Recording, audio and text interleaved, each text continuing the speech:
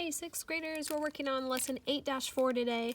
We are continuing our lesson about mean or finding the average, but today's lesson is going to be a little bit more about kind of using the mean or using the average with different word problems, different data sets. So our first problem today says one way to summarize a set of data is to use the mean. If all the data values were the same, the common value would be the mean, or the average. So here's our first problem. Number 1, Hannah wants to tell her family about her homework scores shown in the table at the right. Hannah believes it would be easier for her family to make sense of the mean score than it would be to make sense of her individual scores. Using words, explain how to find the mean score. So she wants to tell her family how she's doing on her homework, and instead of showing them all the scores, she just wants to tell them one score, the mean or the average. So that's what she wants to do. So how are we going to calculate that? We are going to find the sum, which means find the total of all those scores, and divide that sum by the number of scores.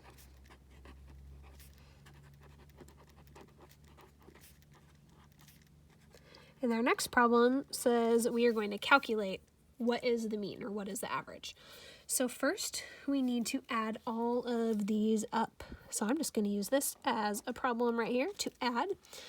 0 plus 4 is 4. 3 more is 7. 7 more is 14. 1 more is 15. 9 plus 1 is 10.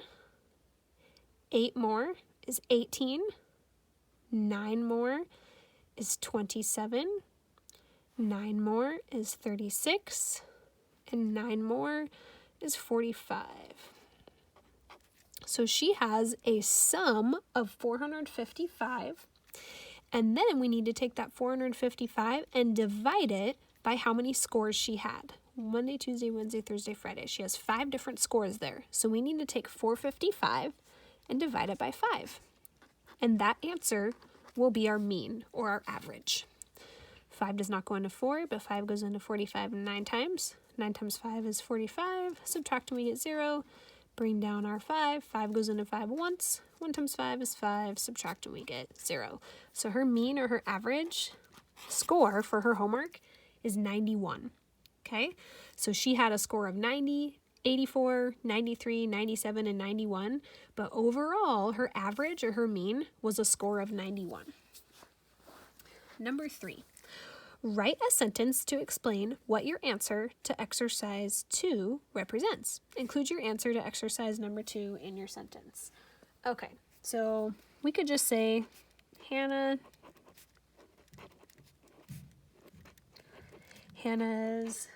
daily average homework score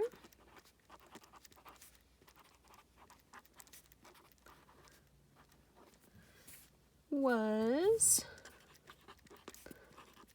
91. So if we want to write in a sentence what 91 is, that's what it is. Her daily average homework score was 91.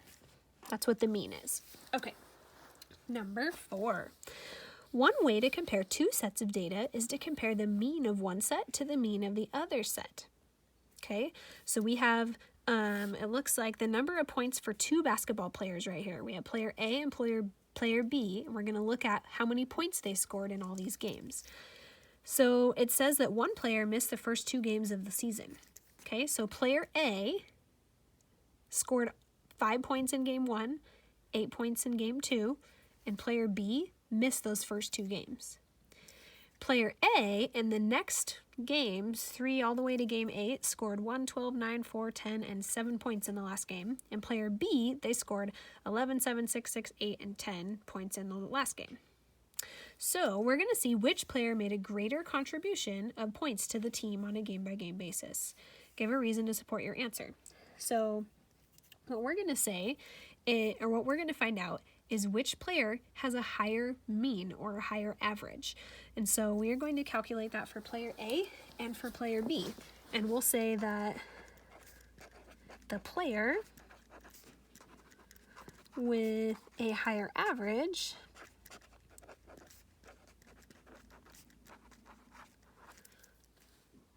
made a greater contribution.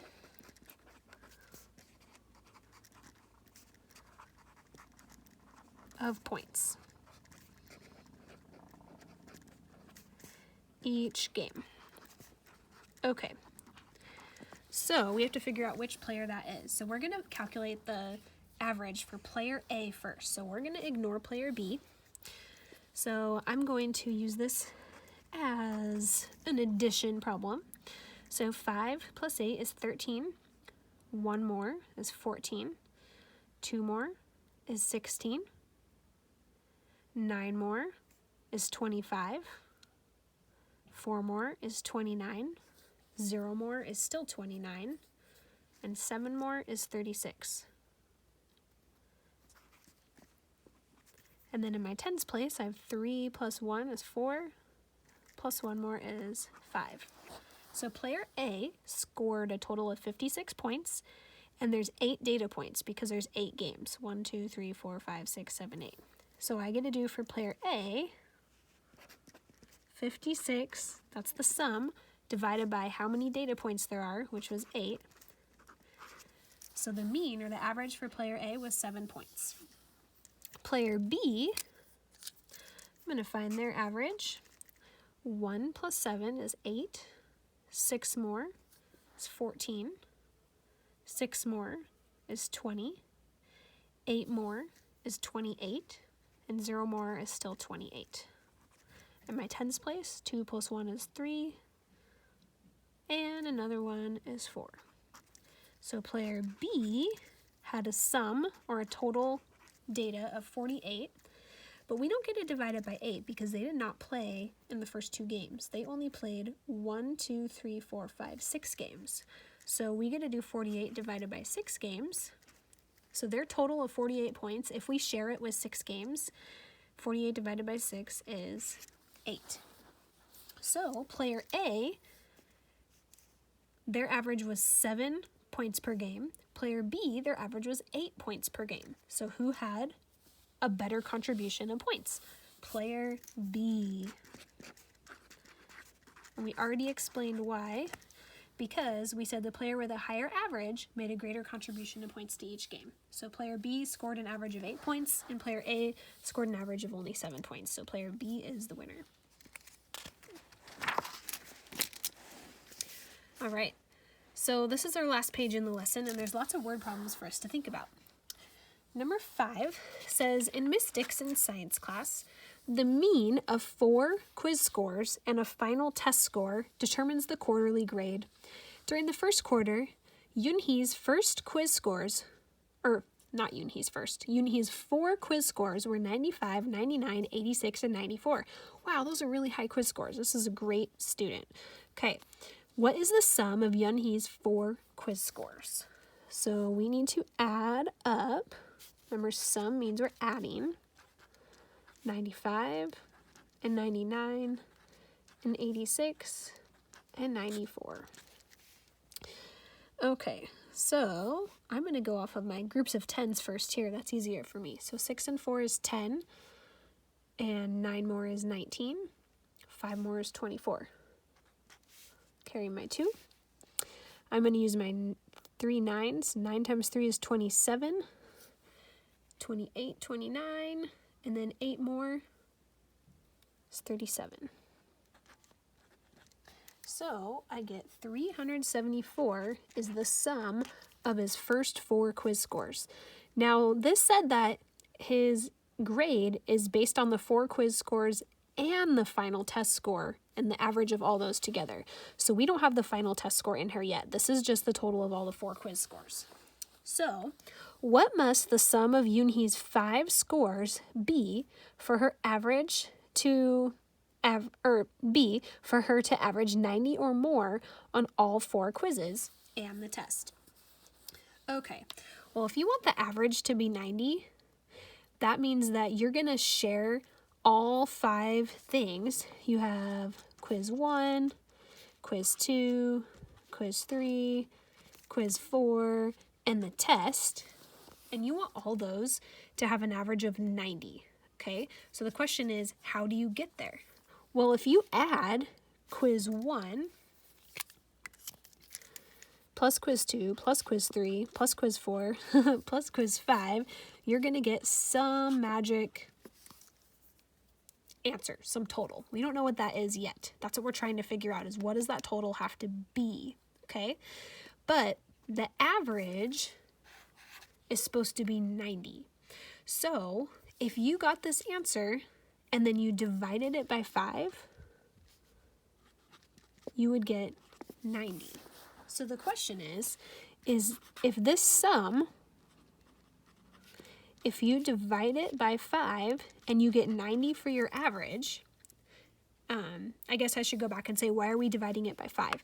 You would divide it by 5 because when you find the average of something, or when you find the mean, you add up all of your data points and you get a sum, and then you take that sum and you divide it by how many data points you had. So if there's 4 quizzes in a test, that's 5 data points. So you would take that sum, you would divide it by 5, and you would get 90.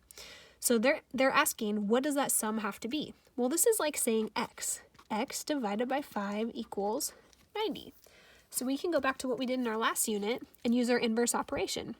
Instead of divide by 5, we can multiply by 5. I should not use the x, I should use the dot symbol. So x times 5 equals 90 times 5. We do the same thing on both sides. So now our x is isolated. X is all by itself, and we get 90 times 5, which is 450. Okay, so that means that the sum, this mystery number, has to be 450. So her 4 quizzes and her test have to be 450 if we want the average to be 90. Okay? All right, now what's the minimum score Yunhee must earn on the final test to have an average score of at least 90 for the quarter? So I think at first I was calling Yunhee a boy because I wasn't sure, but then it said she. So anyway, Yunhee's a girl. If the average is 90, we know that the total must be 450. Well, Yunhee already got 374 on the quizzes. So if we can figure out 450 minus 374, let's do it. We have to borrow again, and we get 76. So Yunhee has to get, on the test, has to get 76%, or a score of 76, if she wants to get an average of 90 in the class. Now, I don't know about you guys, I think she has a really good chance of doing that, because if she got 95, 99, 86, and 94 on her first quizzes, she's probably going to get 80 or above on her tests, and she only needs a 76 to do that. So now we've got our answer. She needs a 76 on her test in order to maintain a 90 in the class. It's pretty possible, I think. Okay, number 6. The average age in years of the 4 people in Jorge's family is 25. Jorge is 12 years old. His mom is 38 years old. And his dad is 41 years old.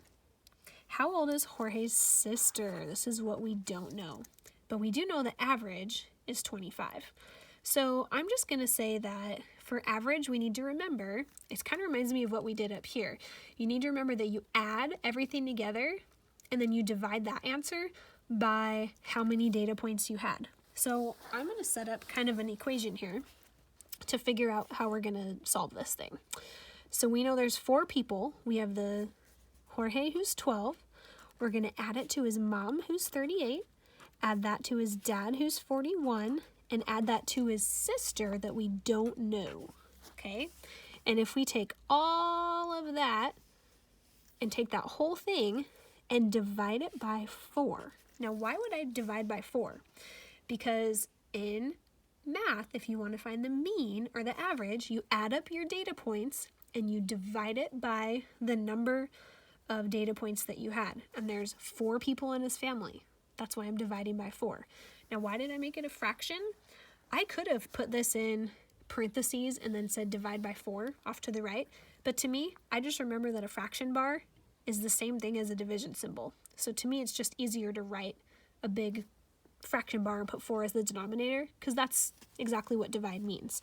Now, in order to finish this equation, I already know it told us that the average age is 25. So on the other side of my equation, I'm going to put 25, okay? So their whole family's average is 25. All right, so now, how do I solve this? Well, I know I can get rid of that 4, because if putting a fraction bar over 4, I know that I can multiply by the reciprocal to get rid of a fraction. So right now it's over 4, so I can multiply it by 4 over 1, or multiply this by 4 over 1, which is just 4, to get rid of it. Okay, so now the 4 is all by itself, and I'm left with 12 plus 38 plus 41 plus x is equal to 25 times 4, which is 100. Okay, so now I need to simplify this in order to solve. I need to solve 12 plus 38, and I think I can do that in my head, because 8 plus 2 is 10, and 10 plus 30 is 40, so if I put those together I get 50, and then 50 plus another 41 is 91. So I added these 3 numbers together and I got 91 plus x equals 100. And I know that in my last unit we learned about inverse operations, and instead of adding 91, I'm going to take away 91 from both sides, and I end up with x isolated. X is all by itself, and 100 minus 91 equals 9. So we found out that Jorge's sister is 9 years old.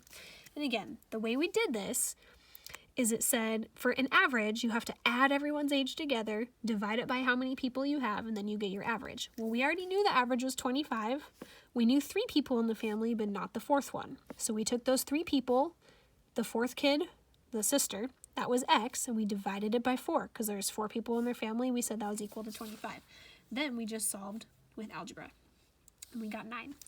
Okay, our last question for the day, number 7, says the fuel economy of Joe's car is 32 miles per gallon on the highway and 26 miles per gallon in the city.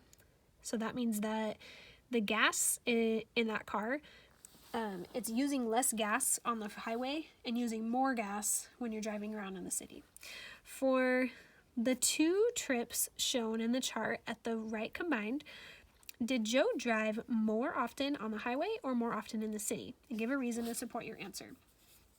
All right, so it says combined, so we need to add this together.